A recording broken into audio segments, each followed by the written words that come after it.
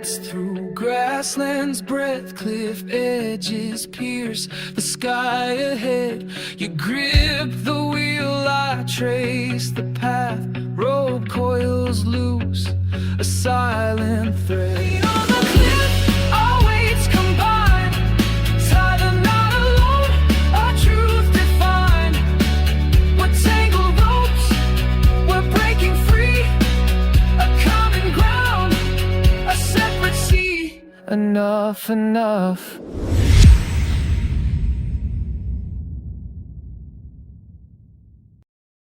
本节目由美团买药独家冠名播出，24小时看病买药，平均30分钟送达。本节目由999感冒灵赞助播出，爱人先爱己，暖暖在乎你。本节目由懂车帝二手车赞助播出，大平台有保障，放心买车就上懂车帝。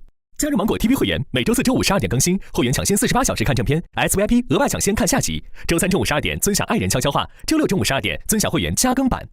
进入智能电视应用中心，打开芒果 TV 电视端，大屏 4K 更清晰。华为用户升级到鸿蒙 5.1， 参与鸿蒙有礼免费领取芒果 TV 会员，抢先看《再见爱人》第5季。该你俩了。好，你先说。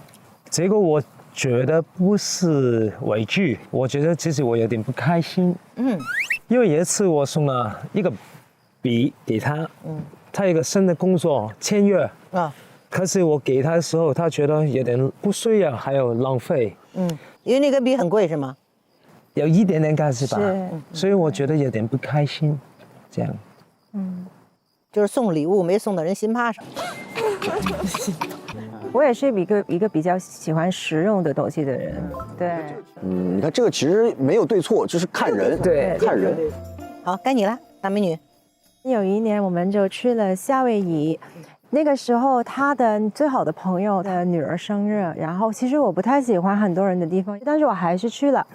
当我去的时候呢，我坐下，其实我有点不自在，因为身边的人也认识我，他们都认得我了，然后还问我一大堆的奇奇怪怪的问题。Anson 就坐在我对面，然后我就说你可不可以帮我拿点东西吃？然后他就有点发脾气了，然后就很多人面前说了我，我就哭了，然后我就起来，我就跑出去了。我找车，我想回家，我想拿行李，我想飞回香港。我觉得这受不住了，所以那个时候我觉得非常非常的委屈。他跑出来我说我们不要在一起了，我觉得真的。现在想得到哭了。懂。对啊，而且我去是因为他嘛，我去到那个地方是因为他，然后这么多人我不认识，我觉得很不舒服，也是因为他应该是要照顾我，但他没有。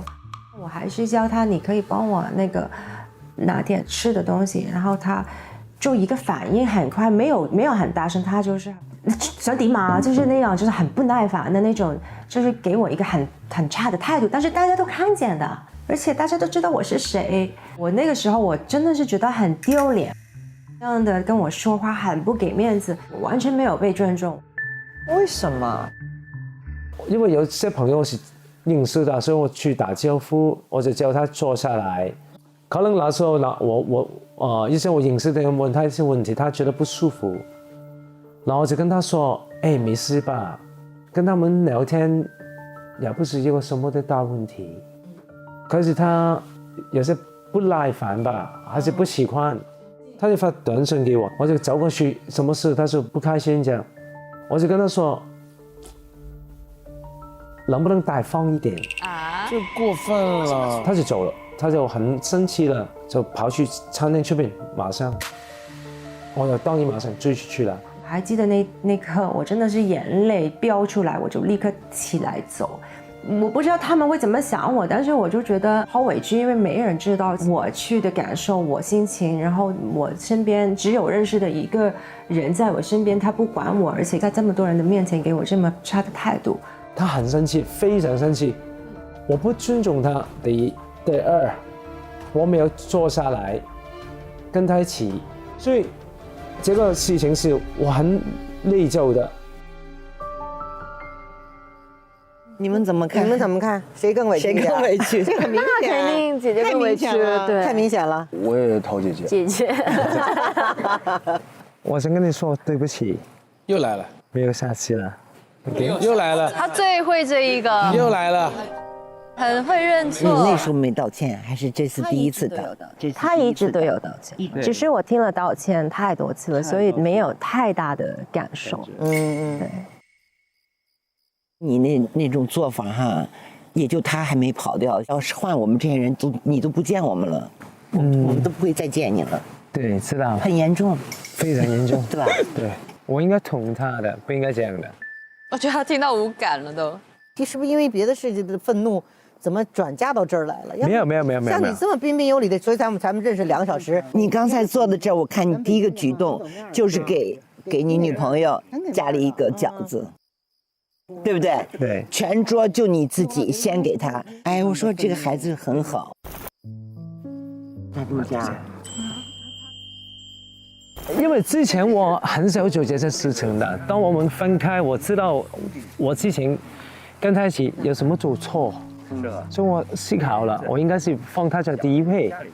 所以现在我懂了，所以我做了。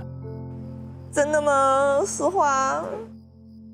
第二个问题，有时候他工作不开心，回到家，我通常都是跟他说没关系吧，再努力一点。可是他不想听这些。你知道他想听你说什么？其实不，我觉得他不是想聽我說什麼。我猜是我應該是在他身旁聽他說他有什麼不開心。咁其實佢好多次都話俾我聽，唔係咁，但我每次都咁講，因為我教學生嘅就係咁樣嘅。他是谁委屈？有點阿甘的意思啊，就告訴他不能一直這樣跑，可是再見到他還是永遠這樣。Why are you doing this? I just felt like running. 你的委屈是什麼？我说我的委屈，我这个轻松一点，不要说这么重的委屈了。就是我拍《新闻女王》的时候，第1季的时候，我记得我们要搬家。然后基本上所有搬家的东西，每一件事情都是我去处理。他基本上回来的时候，整个家都已经那个窗帘布他的衣服全都已经整理好在所有的衣柜上面，所有东西都整理好了，我全都是我一个人做，他一点都没有参与。然后我就觉得哇，为什么我这么孤单？但是明明是有一个另一半在你身边。但感觉还是我一个人去面对。你叫他来搬了吗？他飞了，他不在。我在美国那个时候。但是其实就算你不在香港，其实也可以参与一点点，但一点东西都全交给我了。我就觉得还是不太舒服的，就是更加孤单的感觉。这惨了点啊，这。我爸我妈。跟我跟思华是挺像的，只是我态度有问题。我媽很喜歡搬家的，每次搬家，我爸爸都不需要做任何事情。都是我媽一個弄好，找一些朋友一起幫忙啊，弄好。我爸就 OK， 你弄好了，我過來住先，因為他沒所謂去哪兒。無論是去了什麼樣，都是他媽媽全都是他管。也有可能是這樣，所以 Anson 是一個不太會照顧人的人吧。他媽媽很照顧人，我覺得也有影響的。他有一個父母的模式是，套在他身上，感覺他很崇拜他的爸爸。對，莎莎，你怎麼看？我覺得還是姐姐的會稍微委屈一點。我同意莎莎的話。你竟然全票輸了，輸了。道歉。Anson 就是全認。我不只是在說剛才同樣的話。對，知道。下雨了，對，打雷了又。我知道你有多苦，我知道你我有多不好，你還給機會我。我們還沒有給機會。我知道，未來會。說得太快了，想得美。所以我用行動。鬥志昂揚。我知道你有多委屈，我知道的，真的對不起。Aloha。謝謝。你這一晚上一直在道歉。他道歉道了8年的歉。道歉王。就已經道了好幾天了，這幾天。我是挺被他感動的。有的人他就是不會說話，不会做事儿，心是特别好的。你说的完全对，他就是不会说话。他那个毛病是可以调整的。你再去看一遍阿甘电影，你去看看人家阿甘是怎么开悟的，他那种笨拙和执着加一块儿了，人家最终赢得了爱情。嗯。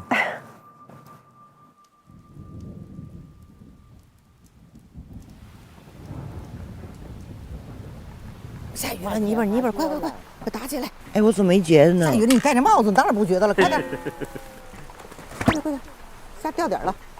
哗啦啦啦，下雨了。OK， 那我说吧。其实这个尾句我在那个问答的时候有说过，因为今天蔡老师还有米老师在，我觉得你们给我们的意见，我觉得非常宝贵，所以我想再说一下那个尾句，让你们听一下。几年前我生过一场病，甲状腺的病，让我的眼睛真的很不舒服，然后变形了。然后我就做了4次的手术，每次做手术就把我眼睛那个皮打开，就里面弄那个肌肉。基本上因为这个事情，我1年没有工作。那个时候我以为我可能就是永远都做不了演员，我可能要退休了或者告别了。对，那个时候每一次我看医生，我做所有的疗程，我做所有的手术，我都是自己去面对。做手术的要给钱，然后我看医生要给钱，做什么东西要给钱。我没有工作过，但他没有问过我钱有没有问题。Anson 是笑着听的。这个是我最觉得我不可以再跟他一起的一个很重要的一个点。我觉得很孤单，那个事情不是结婚是你病了，你好了都是一起的嘛。但是原来我生病是我一个人去面对，每次说都很伤心啊。而且我最委屈的是媒体一直在问我，是不是因为你生病了，他陪在你身边，所以你要嫁给他，因为那个人可以陪着你。我就是说，对呀，他要陪我，但其实他没有陪我，因为我不想跟媒体说，其实不是这样。哦 no！ 妈呀 no！ 天哪！哇！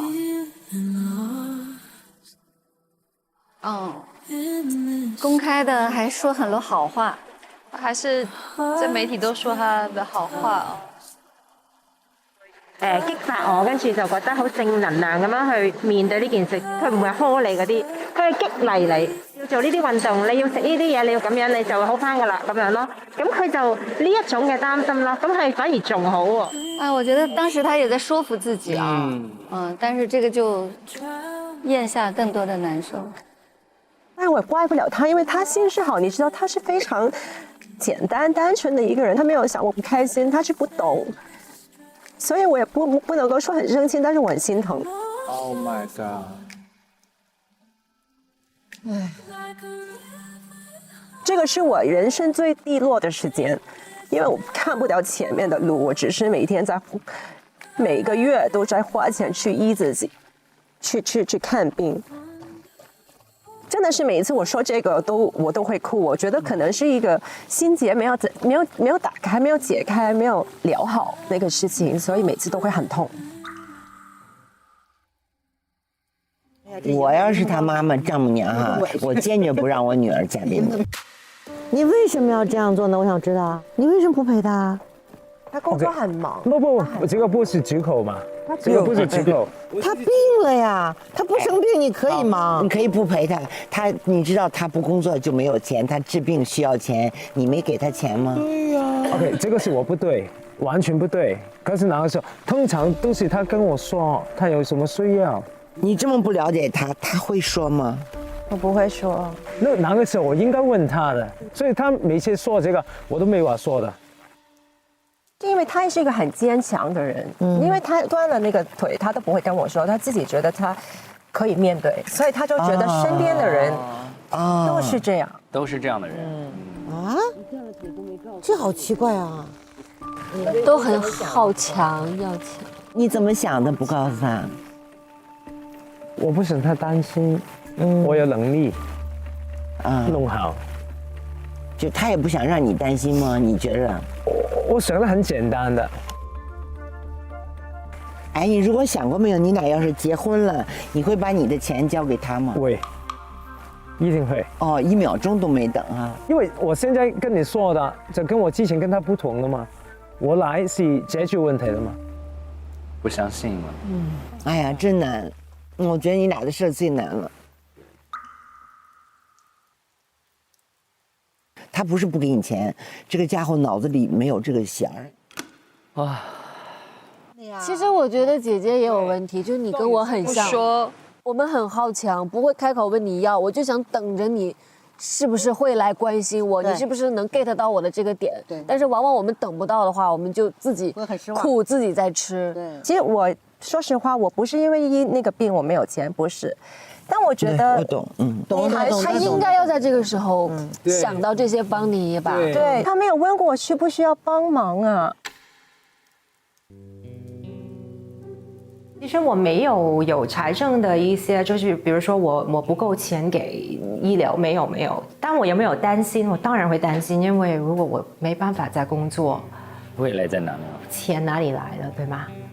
所以在这个状态，是我不知道我前路是怎么样，以后能不能继续工作我都不知道。然后我就看看我身边的人，哎，大家这么独立，那他会照顾我吗？我也不知道会不会真的照顾我呢？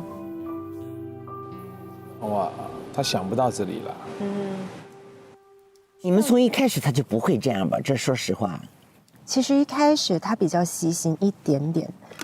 我还记得，就是我掉了一个项链，他买回来给我一模一样的项链。追我的时候追的，我每一次就是还有他，我每一次就是我吃完饭，他还是问我你在哪儿，我来接你送你回家，就是挺细心的。其实一开始，人家都是越来越成长，你是后退呀。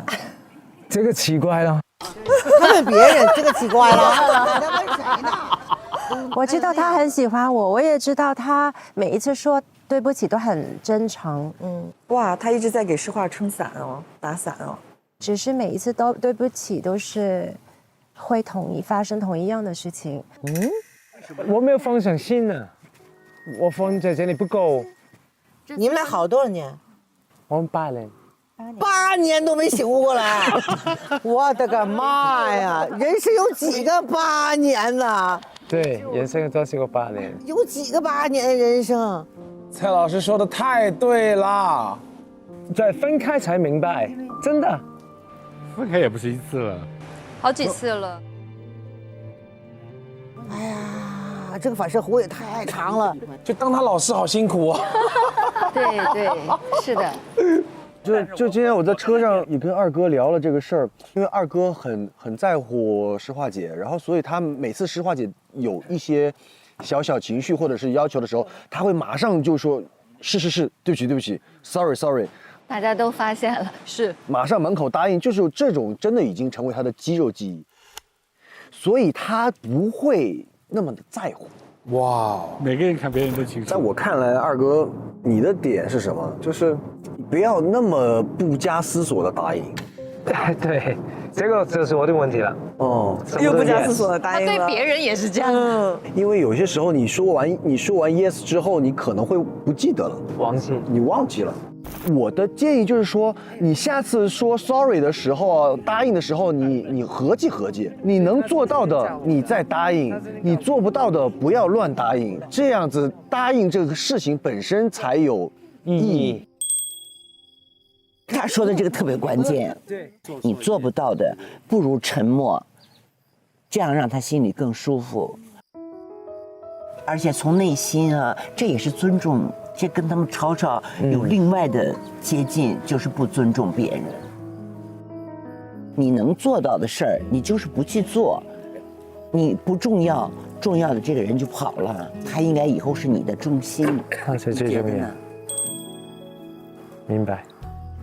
想想再说。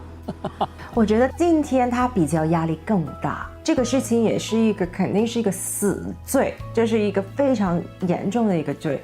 我有点觉得我是惩罚了他了，今天大家都说他了。哇，其实我觉得有点难受。他还有点联系他，我不忍心，我不想他觉得难受，但是同时间我知道我自己就受伤了。共情能力好强。他也还是很爱他，没什么可说的。来道歉，道歉吧。没法然后就叫隻手啦。哇，第一次牵手哎。没有，他叫他不要抓住我的手。哦，是吗？哦。我有一点想要躲开的，因为我知道，其实如果我抓他的手，或者是我让他这样抓着我，他真的很单纯，他可能觉得我接受他了，然后他就会更加可能再下一步了，就觉得我们就已经他就会觉得好了。因为诗画是默认我们现在是分手的，我也不想他误会。然后就叫隻手啦。对不起。OK。不能就仨字儿，要具体的说。什么东西对不起？你说的什么事儿？对你什么事儿啊？我听见了。没有把它放在心上。我觉得特别对不起，我以后一定如何如何。这个道歉要长一点。老师一句一句的教，卡都拿掉了，真的。起范儿了。这个事情我听到了，我知道错在哪儿了。错在哪里？错哪儿了？说。就是啊，错哪了？错哪儿了？错了，哪错了？没有具体的事吗？他真正他委屈的是什么？气死我了！你明白吗？所以他其实是吸收不了这些东西的，他还是你生病的时候，你生病的时候，我是第一个人来在你旁边的，你不用说，我就知道了。什么呀？关心，关心，你放心。哦，放心，你不会讲错，讲错呀。你觉得他没听懂吗？还是没有？他就是这样的。那他脑子有问题，更不能跟着他。你也说，对不起，我在你最需要我的时候，我没有在你身边。我应该每一次你治疗，我都去陪着你。我应该在你告诉我账单的时候，把钱打给你。对不起，我这些事儿都忽略了。我实在是特别粗心的一个人，我以后永远不会再犯这样的错误。你放心，你无论遇到任何困难、任何事情，我都是永远陪在你身边的人。急死了，老师好棒啊！安森的表情已经僵硬了，他没有消化了这一番。对，今天蔡老师他自己说了一遍，哇，他说的太好了。如果我就听到这些话，我会觉得，他理解到了，他很用心想说，但是他还是差一点。有的人就可能真的是说话，或者是理解东西是不太会吧。他感动哎，放他在心上了。再说一遍，二哥。好，来吧。照我这个重说一遍。来吧，来，有。或者用粤语表达一下。用粤语说，用粤语说。你病嘅時候，我冇認真去睇住你，去關心你，我應該係第一個人出現嘅。喺精神上、金錢上，我會做得更好噶啦，我知道嘅，我可以嘅。你有病，我喺你身邊；你唔開心，我喺你身邊；你有困難，我喺你身邊。任何時候。总结4个字，在你身边。哎，在你身边。我说的不好的。你说的好的，好的，好的，好，说的好的。我说的有一点点不同，因为我说的是从这里说出来的，我心。对呀，对呀，要的就是这个呀。对。主要就是太多了，可能太多数太多了，对吧？是。动不动就。对不起，太长了。其实我一直都是接受他的道歉，他道歉了好多次，我接受的，但不代表我会忘记这个痛。我当然我不会埋怨，我不会说我永远都有恨你这个东西，我一直都不原谅你，这其实对我自己不公平，我不会这样的对自己。今天晚上我觉得他肯定会有启发的一些东西，感觉是有听得懂，而且理解到其他人的一些委屈，所以我确实是觉得他有升级的，在每一天的过程中被触动吧，真的是。其实真希望你俩能好，你俩外表也般配，各方面也都好啊。哎，能这么一个明白的人遇到这么个不明白的人，唉，可能我们悲剧的人也就在于太明白了。但其实我们里面就塞了很多的东西，没办法释怀。用老百姓的话说，就把他们都惯坏了，让他以为我对外头所有人都可以好，我家里这个人先存着放着，我不理他也没事儿。等你哪天回家，你楼还好好，人都没了，家没人了。很多男人在外面对别人真的非常好，说明他是一个好人。他回家也不是对妻子不好，他就是觉得，哎呀，自己家人等我有空了再说。他一直等，岂不知道，那些内心强大的女人都不一定等你。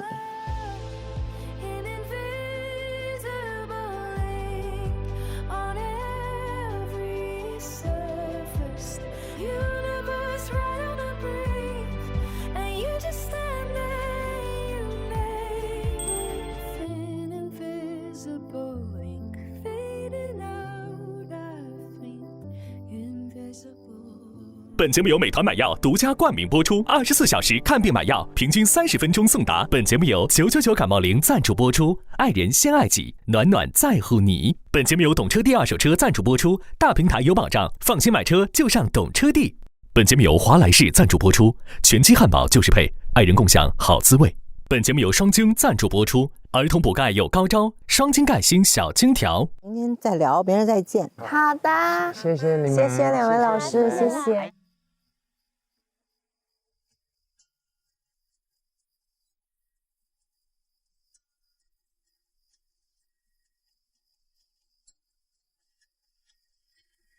有被触动吗？ Some people put their lives into a dream. I put my life inside a song. I believe like believers believe in the song, in the song, in the song. I walk so many miles. Now I feel old,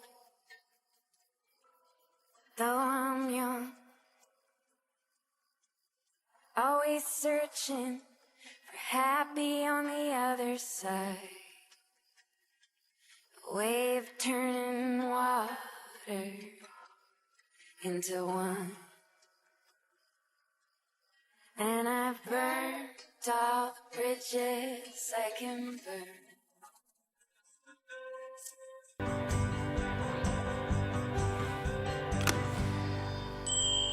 哇，好纠结！为什么今天你的选择是这个？我觉得今天特别的，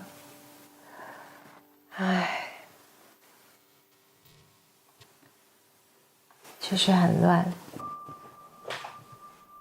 我也搞不清楚。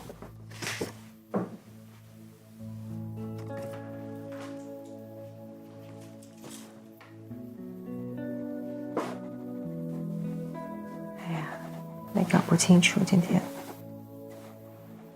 对了，像这个节目让你们搞不清楚就对了，对，可以有改变。就是一些扰动。谢谢。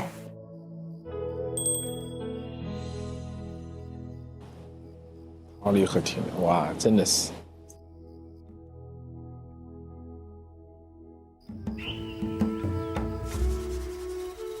猛犸公园。怎么这么多好地方呀？哇，老火车头哎！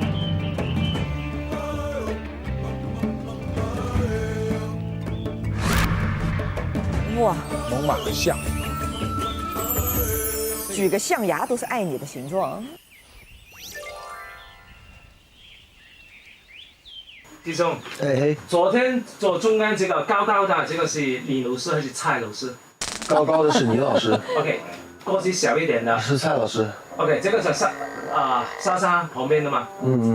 梨是小的，菜是高的。菜是小的，梨是高的。菜是高的，那梨是高的。对 ，OK， 明白。谢谢。Oh my god。OK。挺吃力的，他在这儿。人家好凉快啊，天气真好。哇，它这个，哇，周边好好看哦，都是花儿。草地中。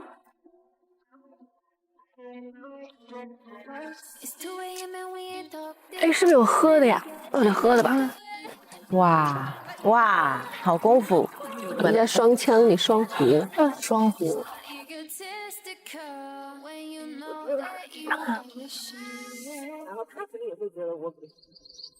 老师来了，老师来了。你们从哪儿进的？就这边。早上好，老师早上好。早上好，你们早就来了。哎呀，我昨天晚上没睡好。为什么呀？想那些事儿，有点心流血啊！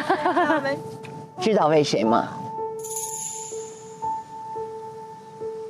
为姐姐。没有，因为老师说了，姐姐这心乱如麻。对，老师也心乱。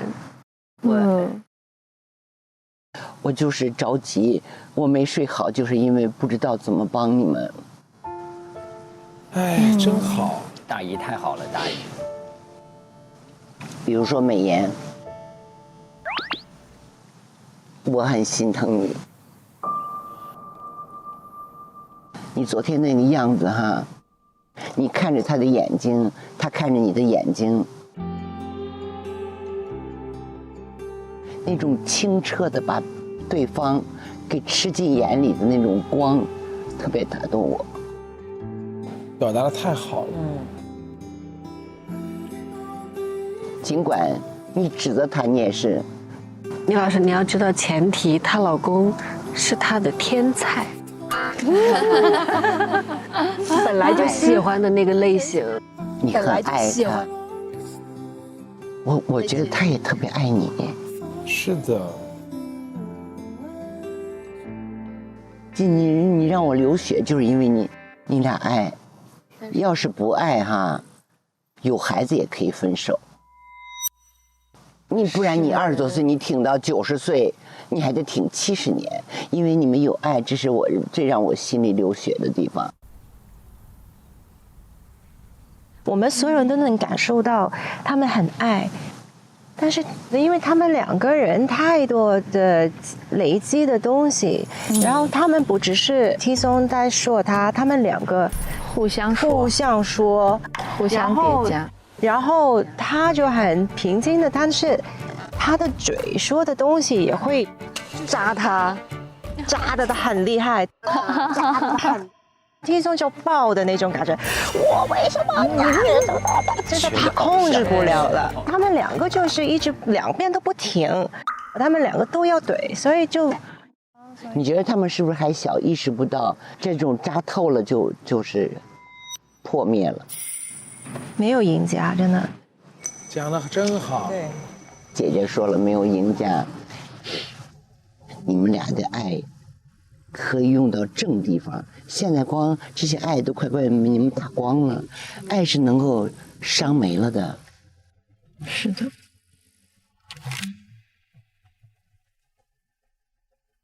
说实话，我们之前姐姐还问过我们，如果没有孩子会不会离？我们说早就离了，但是为什么一直没有离？就是因为3个孩子。你知道社会上很多人很讨厌说，为了孩子你们就勉强的过下去吧，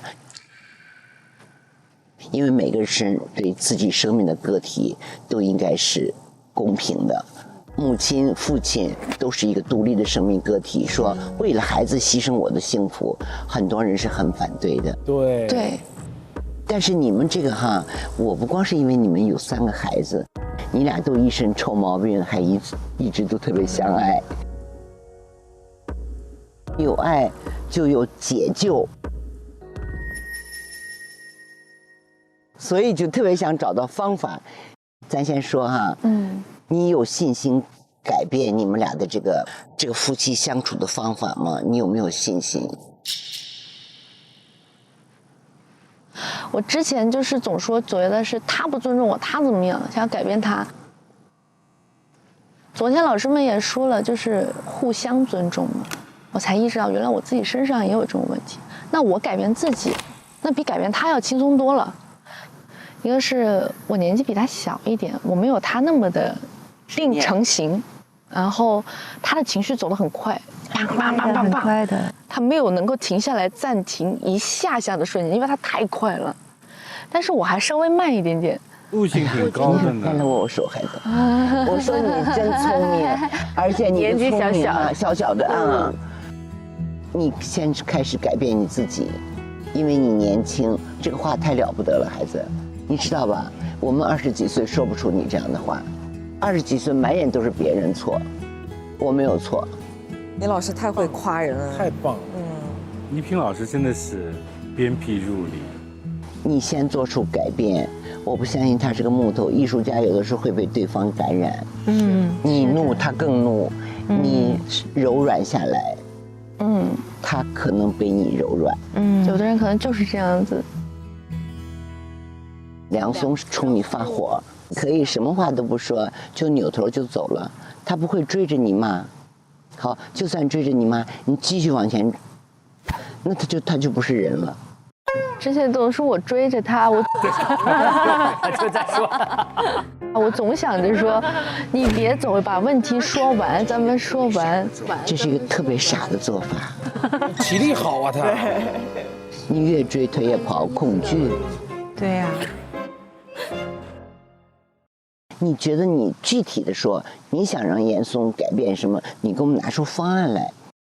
我希望他可以就是对外咱们要有面子，但是夫妻2个人之间其实可以也要保持一个面子。但是他就有的时候会说要面子，就是说不出对不起这种话。你看昨天说同事对不起，他就没有说话。对不起。没事没事。是我的。那你道歉呀？你咋不说话呀？你希望的就是说对不起吗？我觉得起码不要让它变成一个很难开出口的东西吧。那你说安森老爱说对不起，对不起，没有什么。我就说他们2个应该结合一下。没有啊，老说对不起也不好呀。对呀，老说对又不是一定是真心的。你爸爸妈妈，你自己的爸爸妈妈吵架吗？我妈妈也是那情况跟我很类似，她是陕西人，她从陕西嫁到了广州。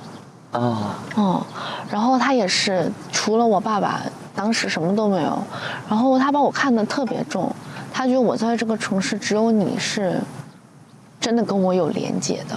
她因为跟我爸也老吵架，跟我爸关系也不好。因为我爸就是经常出去打麻将什么的，很少回家。然后我长大的很多钱，基本大部分都是我妈出的，所以我妈经常会说我爸，他确实是做的没对。但是我爸就会觉得说你老是在说没完没了的说。那你爸爸妈妈吵架，跟你们2口子吵架，我觉得有一点点类似，就是都是因为一些大家说起来都觉得很奇怪的小事儿啊，不是个事儿，也是以情绪为主，事儿其实就那点事儿。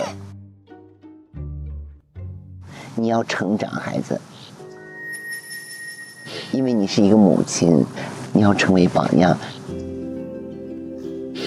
你今天就比昨天好这么一大块儿。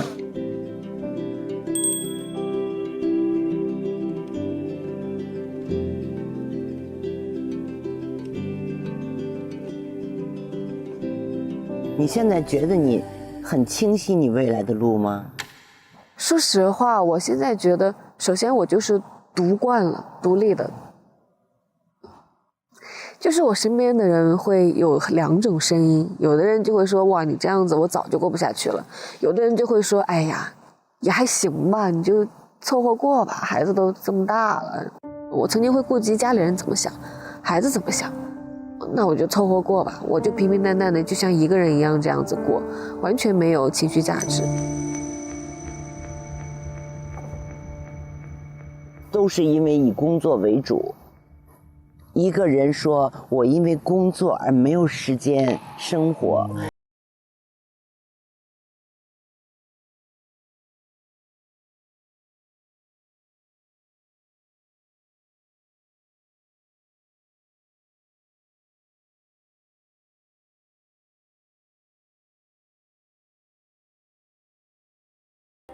想要的感情、权利，想要的你的夫妻的位置，你都应该要。你除非你能做到说这些真的在我心里根本就是一场风，我可以转身就走，孩子啊，不然你还是在心里，会在你心里越来越深。你千万不要以为你是航母，孩子，你儿子一走你就崩溃。我还有狗，现在只要把我的狗也要带走，精神支柱。对，所以你的内心真的会有恨。像你们俩，你弄一堆狗在他面前叫的，他都睡不了觉。你以这种方式，汪汪叫。烦他，嘴气。对，你只要这样，他还不想想为什么？他其实明明白的，他不揭穿，所以现在需要你下决心。绝了！你走可能他也不会留，你留下来他也不会给，他也可能不会改变。是讲得好真实哦。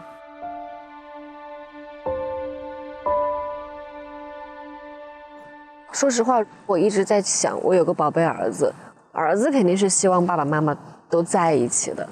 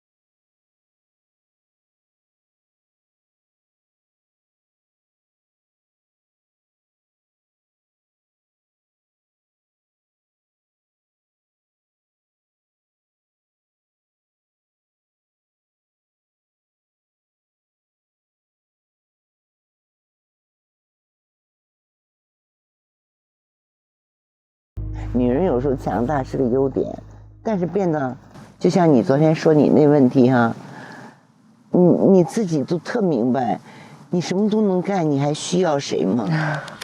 对，没有，其实是一开始不是这样的，一开始我是比较就是需要感情，很需要一个爱人在身边，表面上好像是很强，但是我内心其实很需要爱，很需要一个人去陪伴我的。我现在不用了，我现在已经不用了，不用是你自己成长上被那个。他训练到我，训练8年，你收获了这个。我训练到我很独立，因为我跟他这段时间，我也会看很多书去学习，就是那种情感啊又好，或者是自己的心灵的状态啊，什么都学，然后就变成非常的理解他也非常理解我自己，越来越了解我自己。他让你成长了哈。对，成长都不需要。那成长。而且其实因为以前我觉得我以前不够爱自己，有的男生他不尊重我或者说一些话，我还是留在他身边。我基本上我不太愿意放弃一段关系，除非是我已经被打到就是流血了，然后就在地上起不来了，真的起不来，我才会放弃。因为我越来越知道要爱自己，我就不会接受一些不尊重或者是这样的对我不好的一些感觉，所以我不接受了开始。但是你看他看你，就是阿甘那种傻女神，女神。对，他每天见到我都好漂亮，他都是这样，就好像一个小孩一样。静坐。很久没见。哇，哎，好靓哦！哇，这个好看，不动，这么美，真的拍这么小了。他满眼就是你，这个也挺珍贵的，这你自己说的吧？很难的。对。你昨天那个提到你做4次眼睛手术，第一他没有陪伴，就第一次把你送来这，后面3次都没有。第二，你当跟他说账单的时候，任何人听了哈，除非口袋里没有钱，甭管真的假的都要给。他连你在这么困难至暗时刻都不可以给一点实质的帮助。他是为什么？他小气。我就是觉得可能他这个人太强了，所以就没有这个同理心，共不了情吧？就他强到什么程度？他有4只眼睛啊，每个人都1双眼睛，你眼睛做4次手术，他怎么强？他一定意识到你的严重性。他强大大，他说没事儿，你这2个眼睛做坏了，我再还有另外我有个本事给你安2个眼睛，强大到这份上吗？我也不知道，我也理解不到，所以之后我其实我崩溃了，我跟他说了，我说了，其实我很不开心，我觉得很孤单。反而如果我真的是没有另外一半，我还好，因为我只有我一个人。但是其实我有另外一半，我还是一个人，我更孤单。他还说，你知道他还说有一天怎么说的？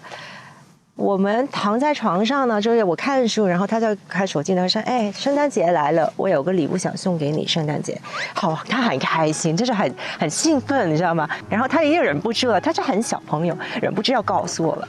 他说：“我买了个房子，对吧？”然后我就说：“你买了个房子是我的圣诞礼物吗？”他说：“是。”然后我说：“在哪里？”然后他就说就有一区是我完全不会考虑住的一个地方。然后我就问一下，那个房子是你的名字还是我的名字呢？他说是他的名字啊。那为什么是给你的？那叫什么礼物？是不是很搞笑？这个笑美其名曰。哎，你觉得他智商有点问题吗？就是说不是太正常。你又说一个圣诞礼物，你可以不说礼物，说我买了个房子在什么地方，这算一个好消息吗？就变了，故意气人都不能这样。故意气人都不能这样。那我公平说一下，他也有买过一些礼物，我觉得是挺好的。什么礼物挺好的？你认为？就比如说，他有一次他买了一个包包给我，但是不只是买了一个包包，他还配了一双鞋子。啊，对。而且他还找了我的鞋子，找了几号，然后他拿到店里。他跟我说，他花了几个小时在那个店铺里面问那个服务员，现在是流行什么样啊，怎么配啊，怎么搭配啊，然后搭配了一个这样的。这是最近几年的事，还是好多年前？好多年前。其实情感这方面，他就好像智商真的，你说的真的还非常低。但是其实很纠结，就是我觉得他这个就很单纯的有点怪啊，怪的，傻怪的。哎，你说就这样的孩子，你是打不得骂不得，他做错了又不是那种坏，也不是故意的。对的，是的，你这说的完全对，所以你也生气不了太久，因为你觉得他的那种真诚，他爱你，他真的是很兴奋，情绪这些都是真的。但是他不知道怎么让你开心。李老师，我想问你一个问题，那如果 Anson 这样的一个人比较单纯，肯定是很爱我，但是他就是这么单纯。你觉得我会幸福吗？跟这个人一起？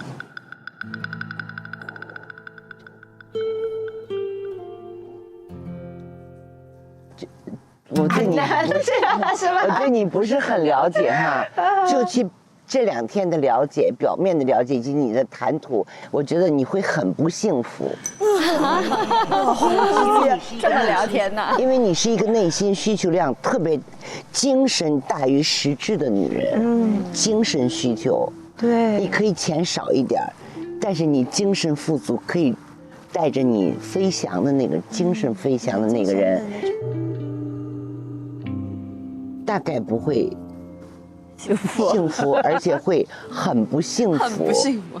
但我也会很心疼他，你理解的，因为你老师会理解，因为他刚刚也说了，我也会心疼他，心疼到你能下决心，心疼到我牺牲我自己的爱情，我心疼你，我就当你妈了，结婚吧，当你妈，结婚吧，我就当你妈过一辈子。像郭靖吧？我觉得她就远远比不上郭靖。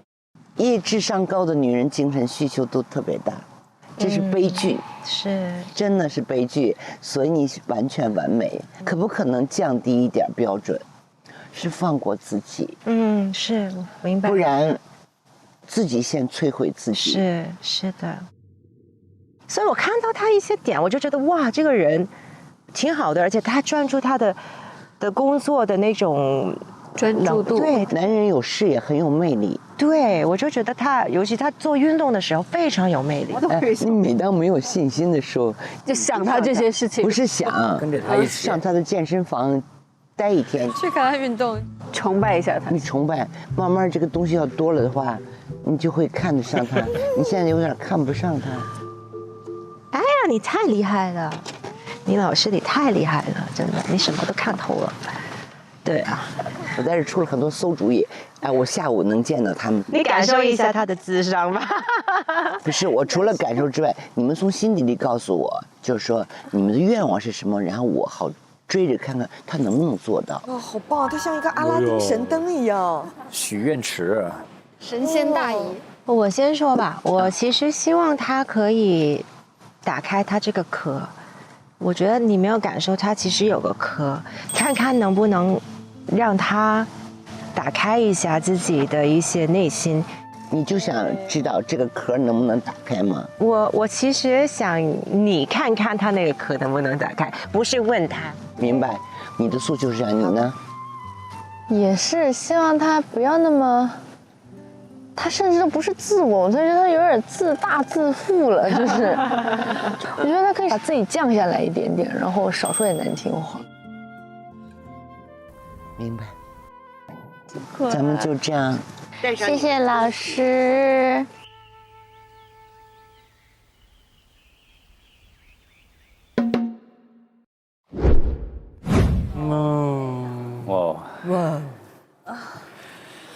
好了，我们首先来讲讲安森跟诗画，好不好？安森啊，我从第二期看他，我就觉得他像机器人，因为我真的觉得他听不懂人话，而且他的听不懂人话的程度是我认为不太正常的。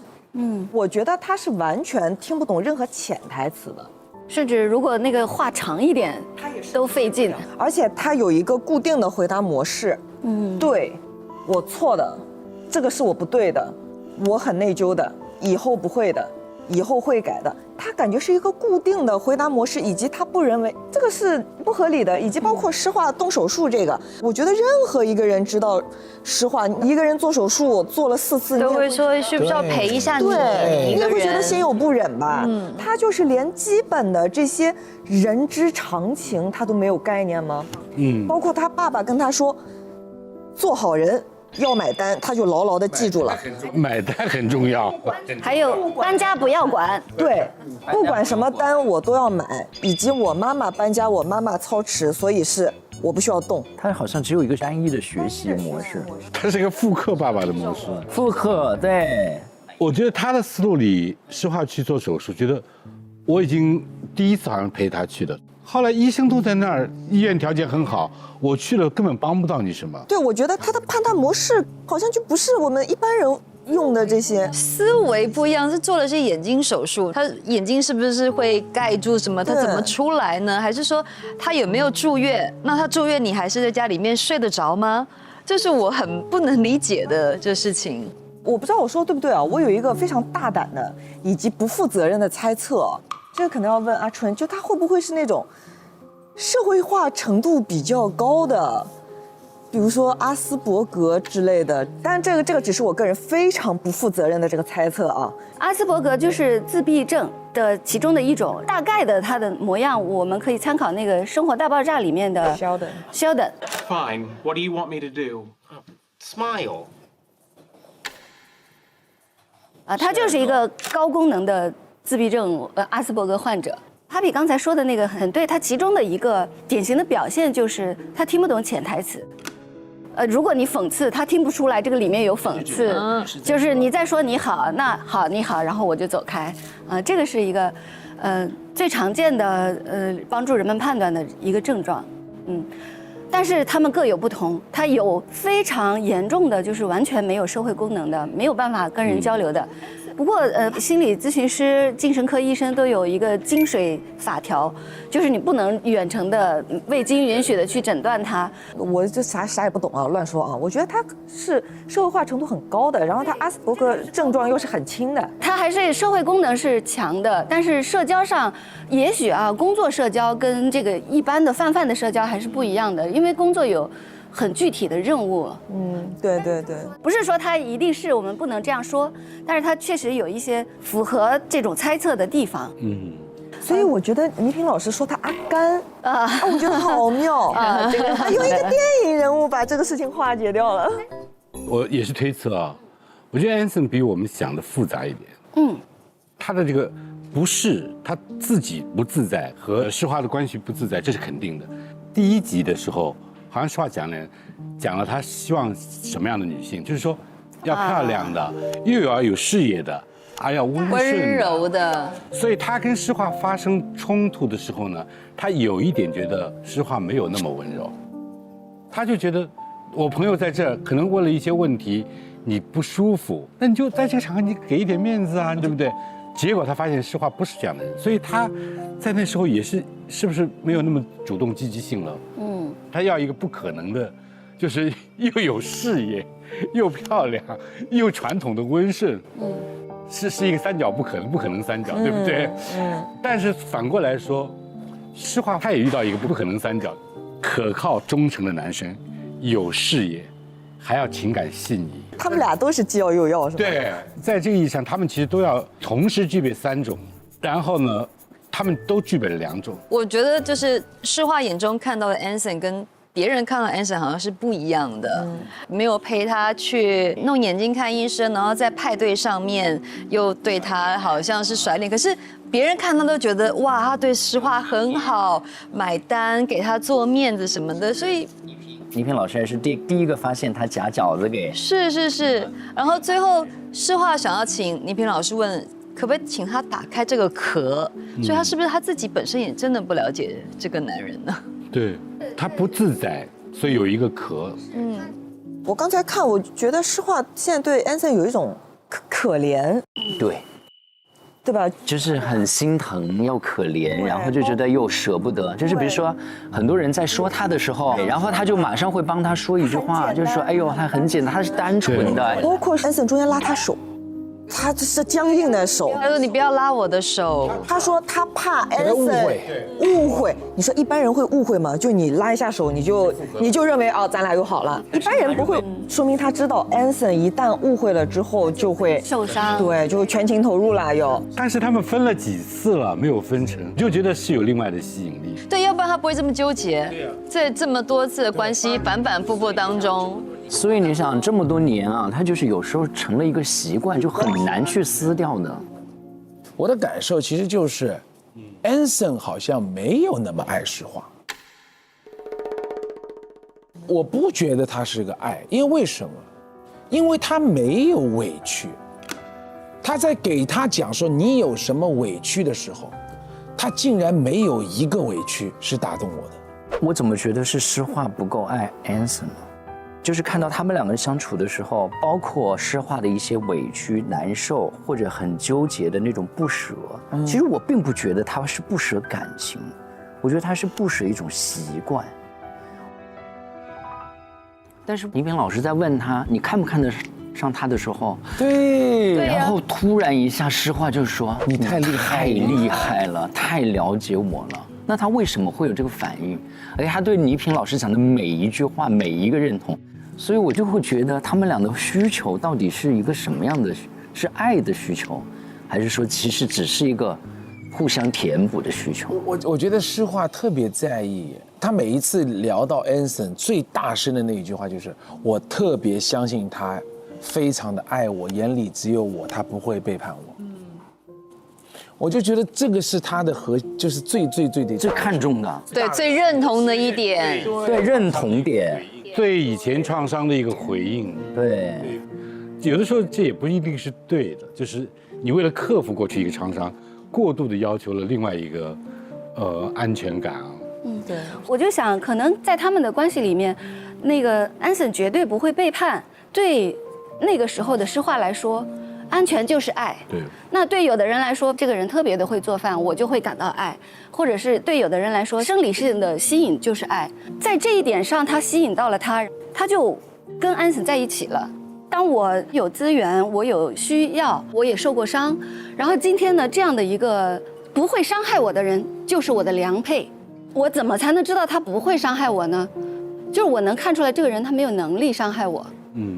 这个时候，这个没有能力既是我需要的，又是我不喜欢、看不上的。但是他对于我来说最重要的部分，他又强烈的吸引着我，让我非常的不舍。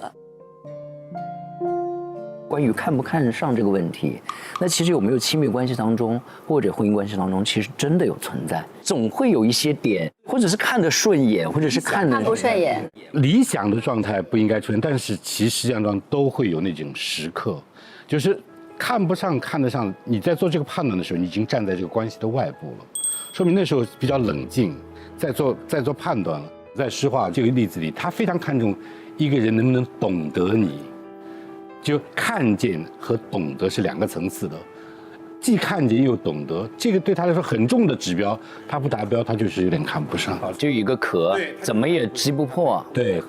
倪萍老师说，你有没有可能考虑到降低？他说，你有没有觉得你自己有一个标准太高？我特别想问，这是一种什么心态？比如说啊 ，Anson 给他送一支笔，因为他有个新项目要签约，然后呢 ，Anson 觉得很重要，所以送你一支比较昂贵的笔，但是呢，又没有达到诗画的这个要求。我觉得诗画也有一个考官心态，因为失望太多次了，他就说你这次又没达标，那次又没达标，后来就每一次都会要检测。这反过来会让安森很紧张，每一次说是不是合你心意，就他要么用力不足，要么用力过度，做不到位以后，他就有的时候要过度补偿。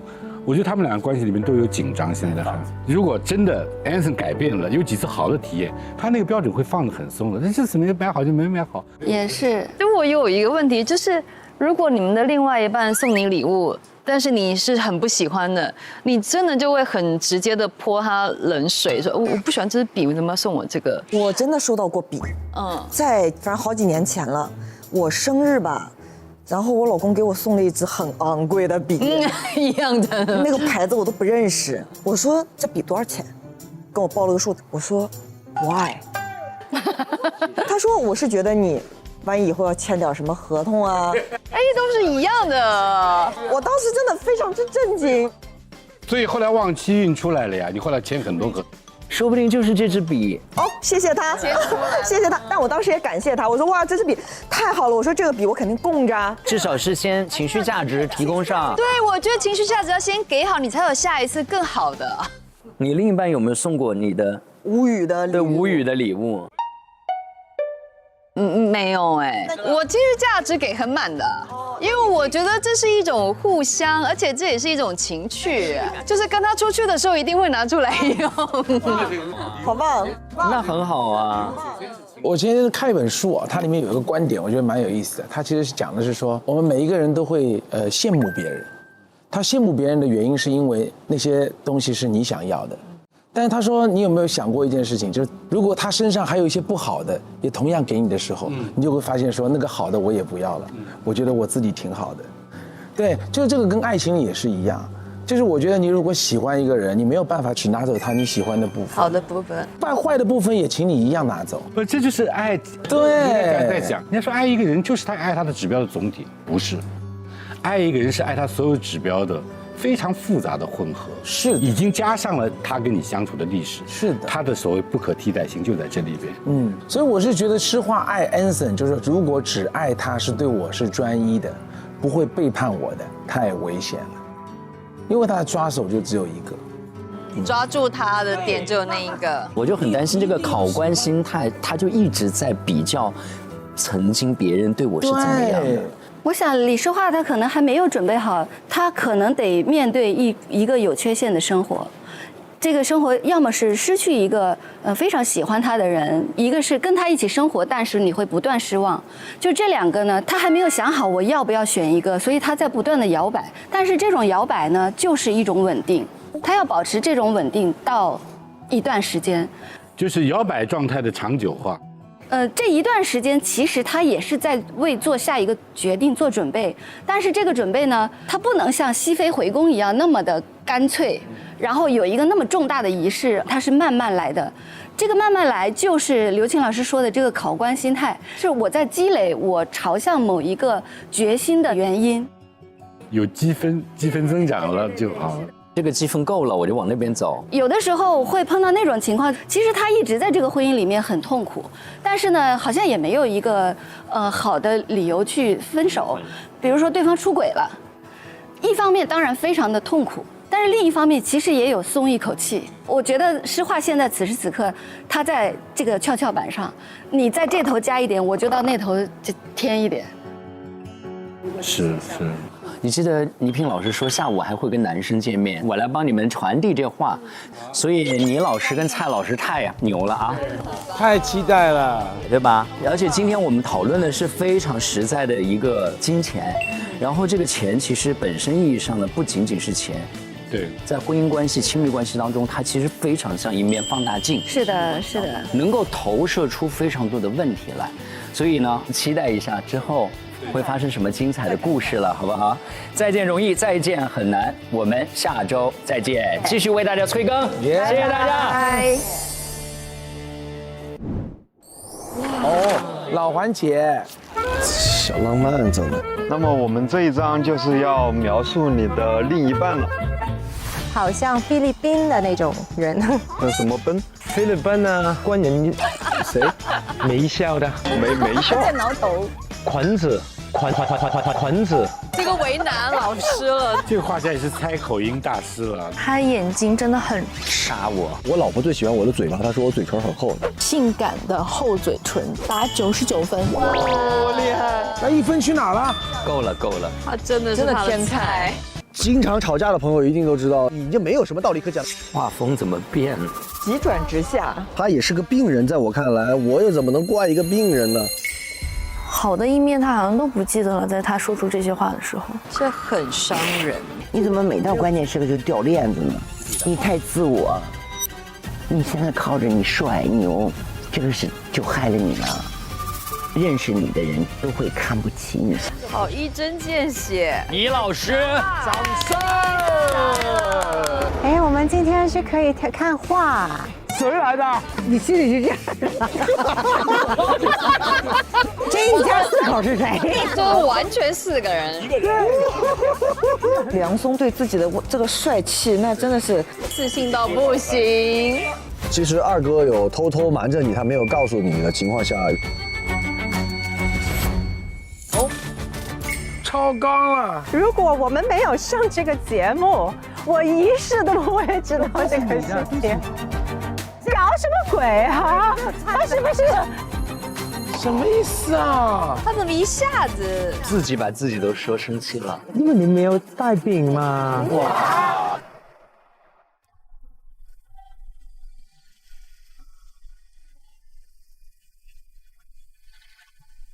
滴滴答答，时针一响，都很冷酷。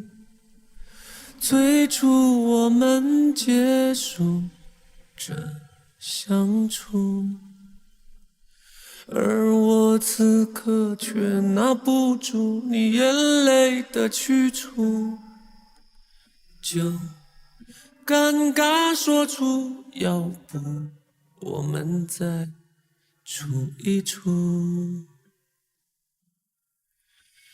我想我也可以和我的宿命耍赖，这一次别太快，太快承认我们的草率。我的世界经得住你10000次毁坏，我之外你别再做的所有承诺又被时间一一打败，谁不是小孩？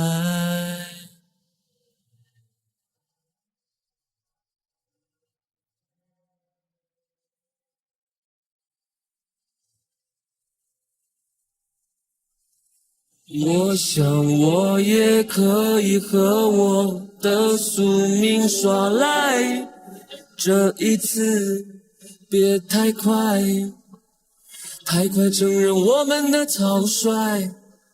我的世界经得住你10000次毁坏，我之外你别再做的所有承诺又被时间一一打败，谁不是小孩？